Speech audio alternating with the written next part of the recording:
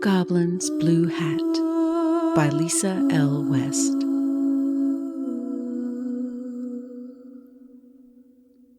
There once was a little goblin who on occasion created quite a bit of mischief in the small village beyond the forest blue.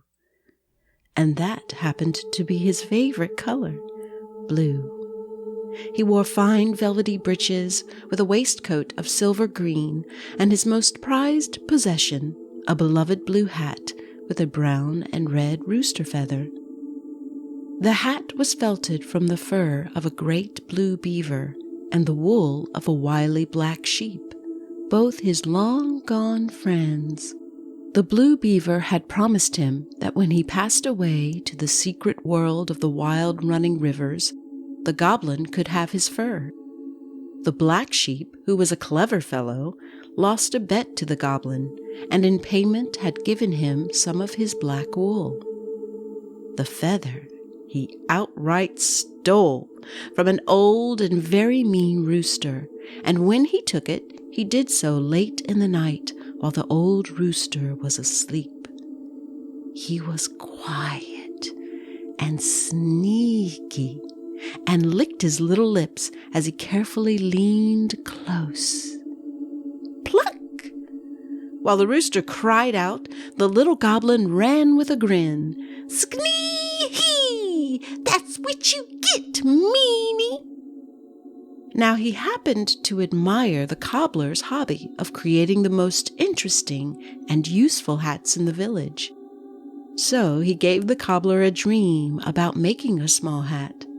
As a matter of fact, his hat of blue beaver fur and black wool with a long rooster feather, brown and red. With a wheezy giggle, the goblin put the fur, wool, and feather on the table for the cobbler to find the next morning. Sure enough, the little old man awoke, astonished to see on his table all he needed to make the small hat from his dream.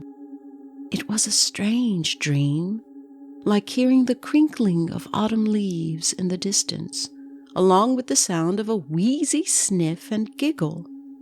Very strange indeed. But here were the very materials he could use to make such a hat, though small, too small for him, but maybe a child. He thought. Tonight, after I finish repairing the shoes of the lady down the lane, I will begin making the felt for the hat. And happily he worked that day while thinking about his dream and wondering who could have brought him the fur, wool, and feather.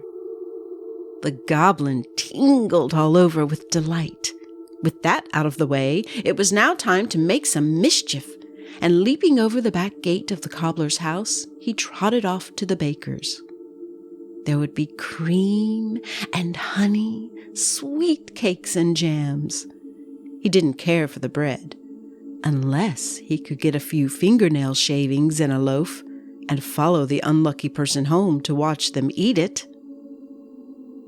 He had not been to the baker's house in some time, not since the dog caught him emptying the sack of brown sugar and mixing molasses with the salt. He was chased through the kitchen, knocking over his favorite blackberry jam. Oh, the sticky mess made! The baker blamed the dog, and it served him right. Angrily, the dog was taken out back and tied to a tree. When the baker finally went to bed, the little goblin sat close enough for the dog to see him lick the jam off his feet and toes. The dog growled and barked. The fact that the dog was so angry, and the taste of sweet blackberry jam under his toenails, made the little goblin shiver. Sknee! He screeched, and just like that, he disappeared.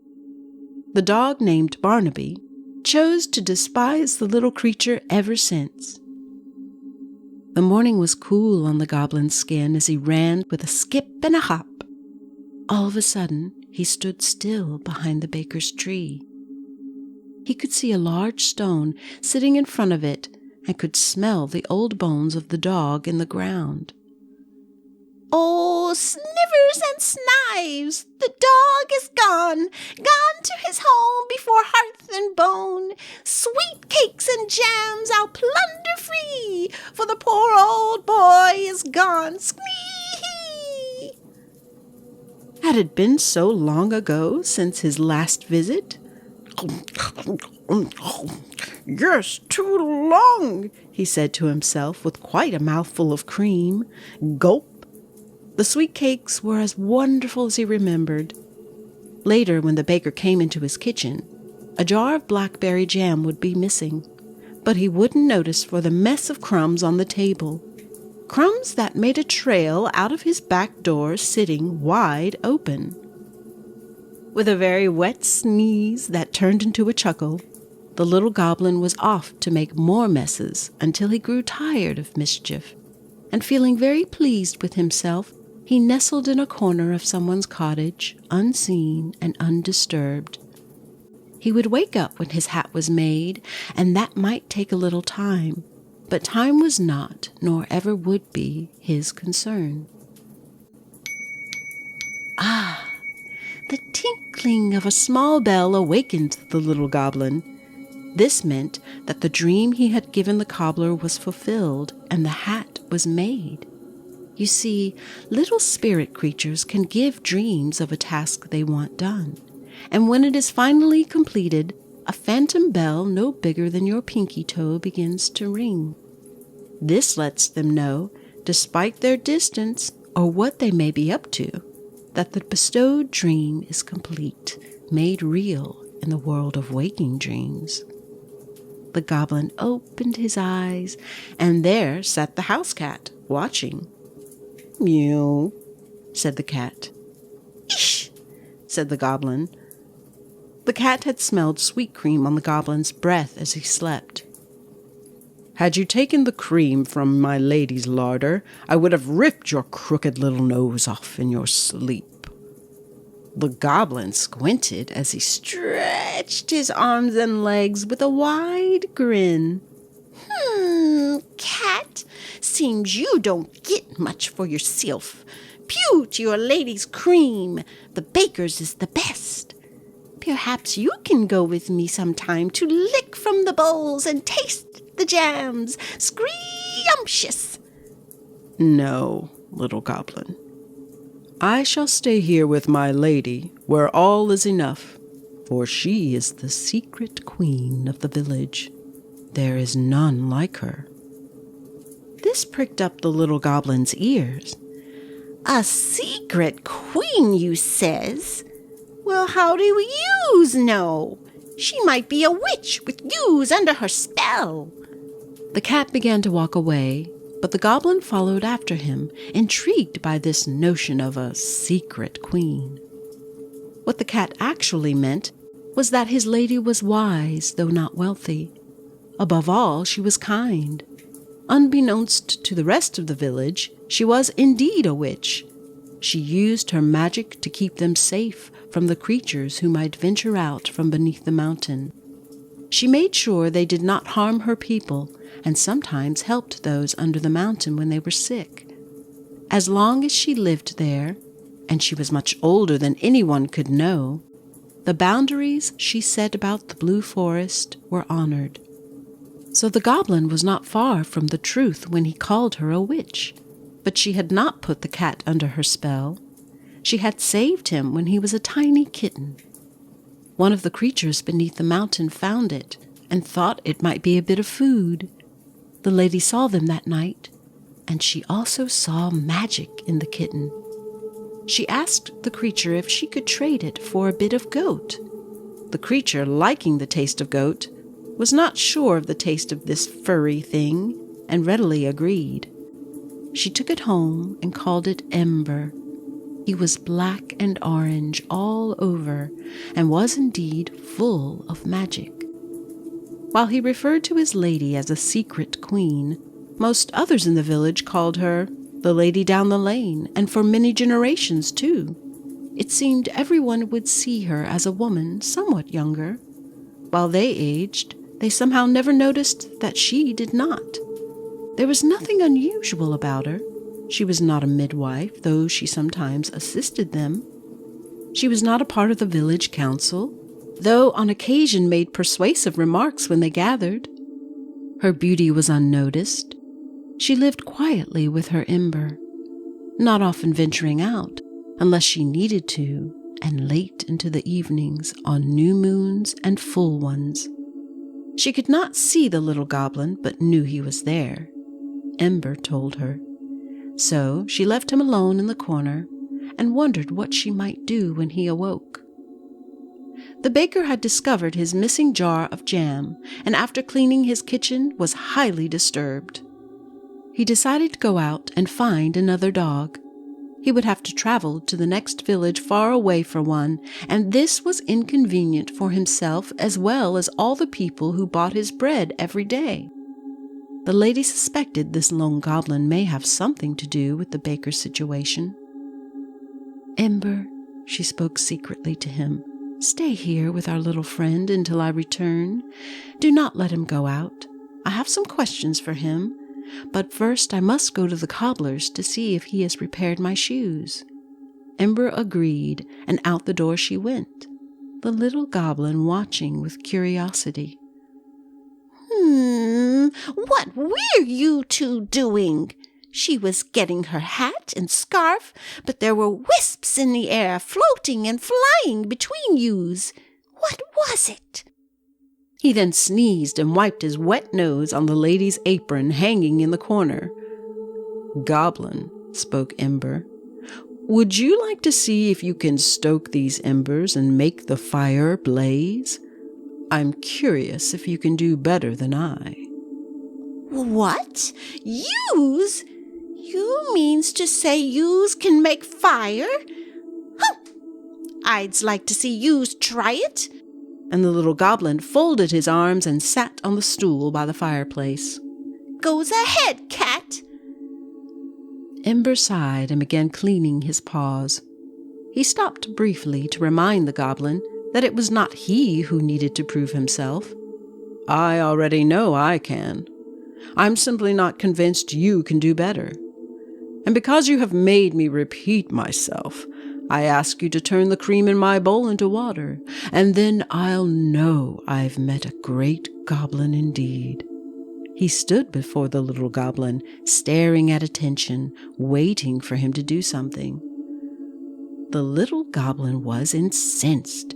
He squinted his eyes, stomped his feet, and immediately made the fire blaze. He glared at the cat. Ember turned his head to the fire. "Good work, Goblin. Now let me see you turn the cream."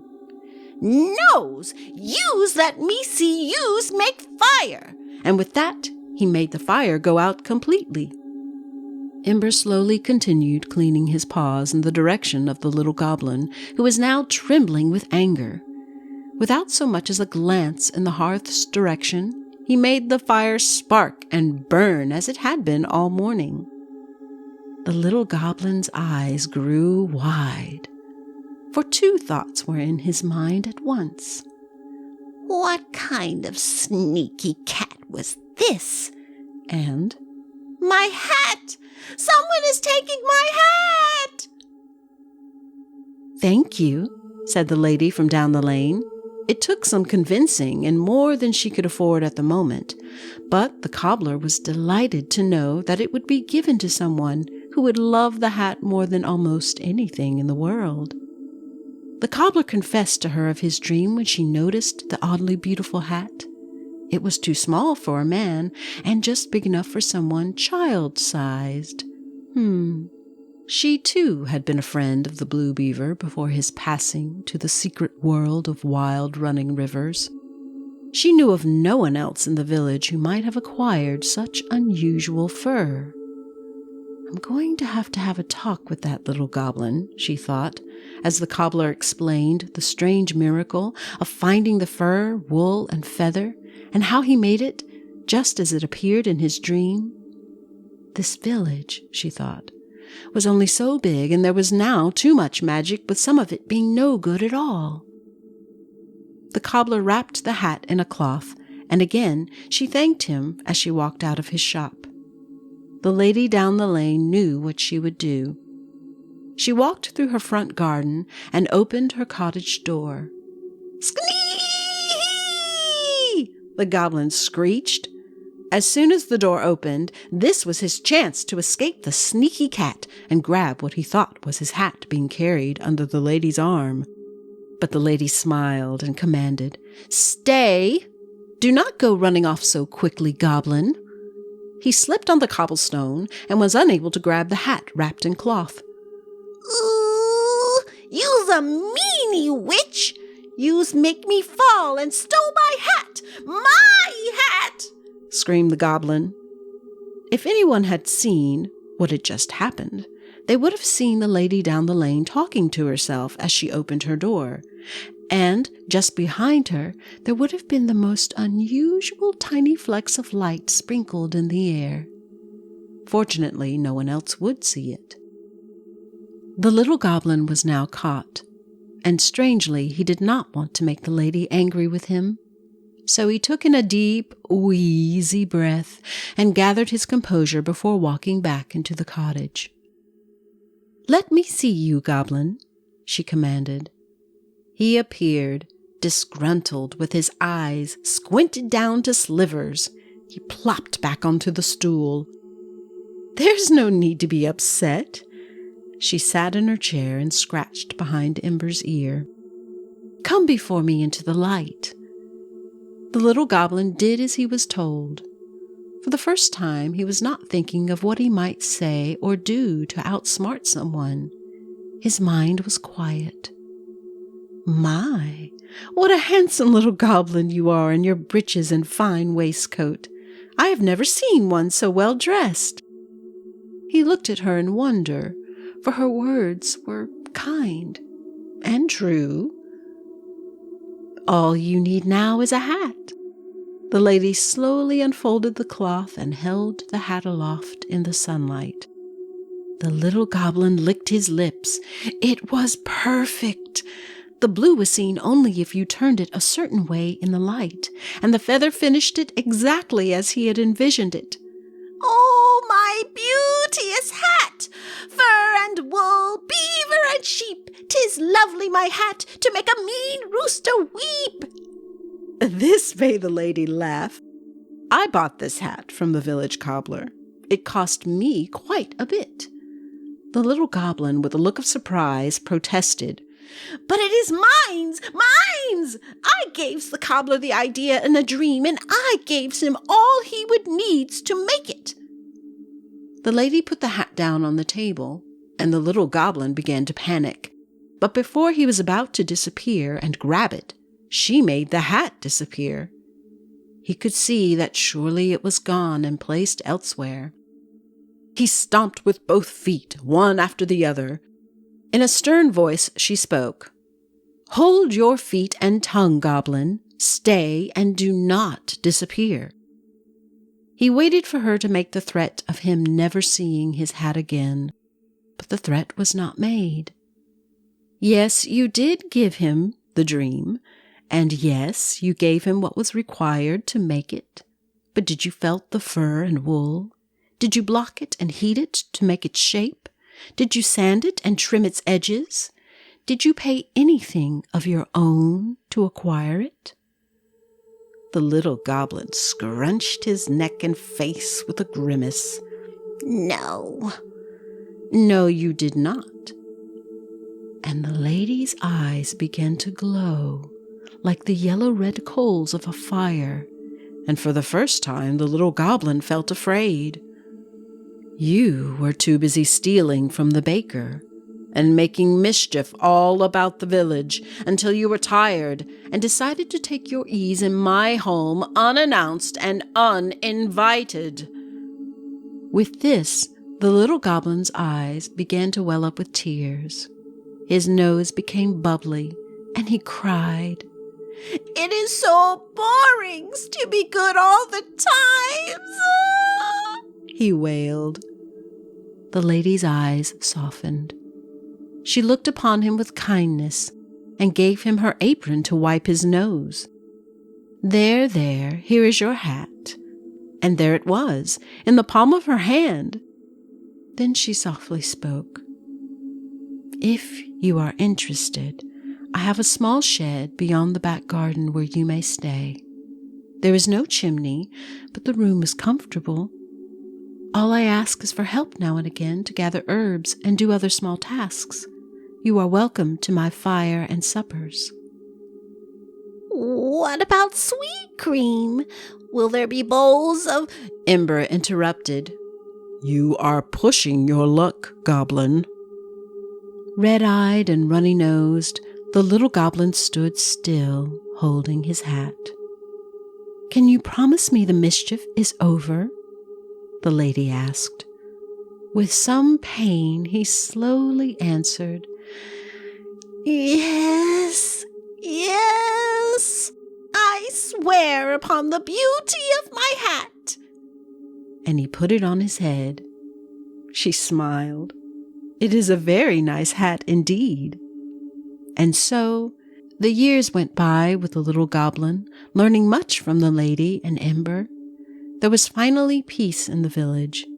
Before he knew it, a few 100 years passed, and while the hat had been durable in its day, it slowly began to show its age. Eventually, the blue hat began to fade, much like Beauty.